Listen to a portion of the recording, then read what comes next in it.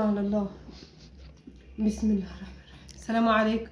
السلام عليكم ورحمة الله وبركاته. النهاردة ان شاء الله هنعمل العيش الفلاحي، احلى عيش واحلى طعم. هو بسيط خالص.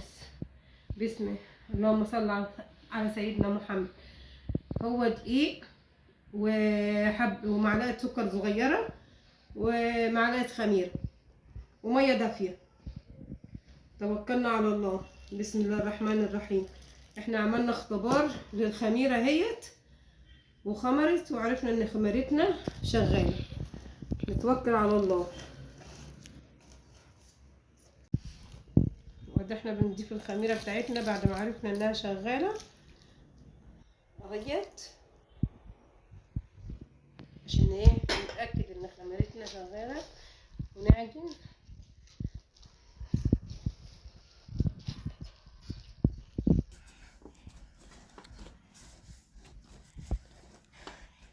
وادي العجين ده دقيق زيرو، بس احنا حطينا عليه شويه رده عشان العيش ده بيتعمل بعيش قمح بيبقى داخله رده. خلطنا عليه حبه رده.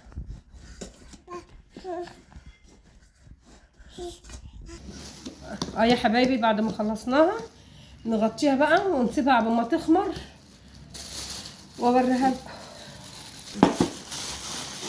نلبسها اي شنطه او نغطيها باي مشمع كده، ونقوم حاطين عليها ايه اي فوطه كده نتقل عليها عشان تخمر. وادي العجين بعد ما خمر هنقطعه اهوت، وكده بنرش الرده اهو عشان ما يلزقش على الصينيه. بسم الله الرحمن الرحيم. اللهم صل على النبي. اهو بصوا ادي التقطيعه كده كده اهوت.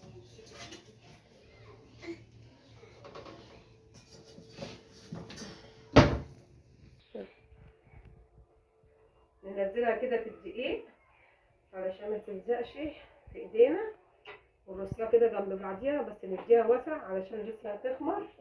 هنريحها وتخمر تاني. وادي العيش يا جماعه،